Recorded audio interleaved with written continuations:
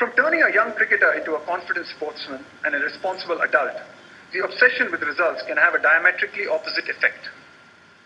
As coach of the Indian under-19 team over the last few months, I have seen quite a few youngsters and many matches. When I hear about some under-19 bowlers being reported for a suspect action, it upsets me deeply. What were the coaches doing until the boy got to that age, 17, 18, 19? Did his faulty action begin at the age of 10 years old because his coach had him bowl the full 22 yards?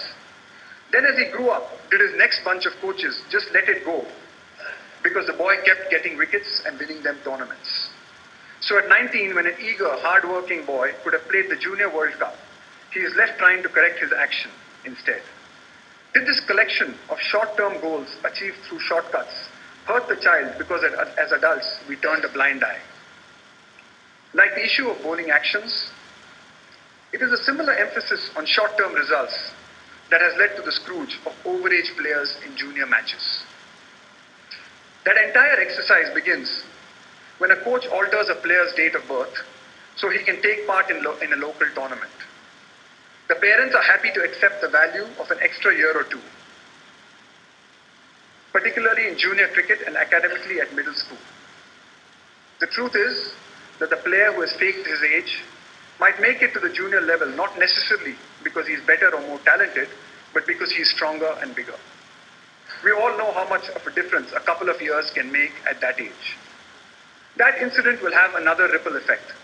An honest, talented player deprived of his place by an overage player is disillusioned. We run the risk of losing him forever. It is not that nothing is being done to identify the guilty, and I do think of them as guilty.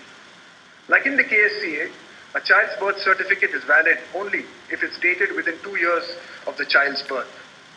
The BCCI's bone density test is an excellent introduction, but even if it discovers that a child wanting to play in an under-16 competition doesn't meet the stipulated criteria, there's nothing done to ensure that the child's birth date is reviewed or corrected so that he doesn't slip through the system and turn up as a 21 or 22-year-old trying to get into an under-19 tournament after a few years.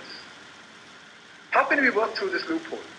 Those minimum standard guidelines to academies that I spoke about earlier perhaps could also state a demand that academies need to collect birth certificates of every aspiring young cricketer and have it recorded into the larger state association's database of registered players. I think of this overage business as dangerous and even toxic. And to me, it gives rise to a question. If a child sees his parents and coaches cheating and creating a fake birth certificate, will he not be encouraged to become a cheat? He is being taught to lie by his own elders.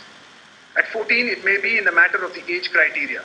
At 25, it may be fixing and corruption. How are the two different in any way? In both cases, is it not blatant cheating? What do we play sport for? Not merely exercise.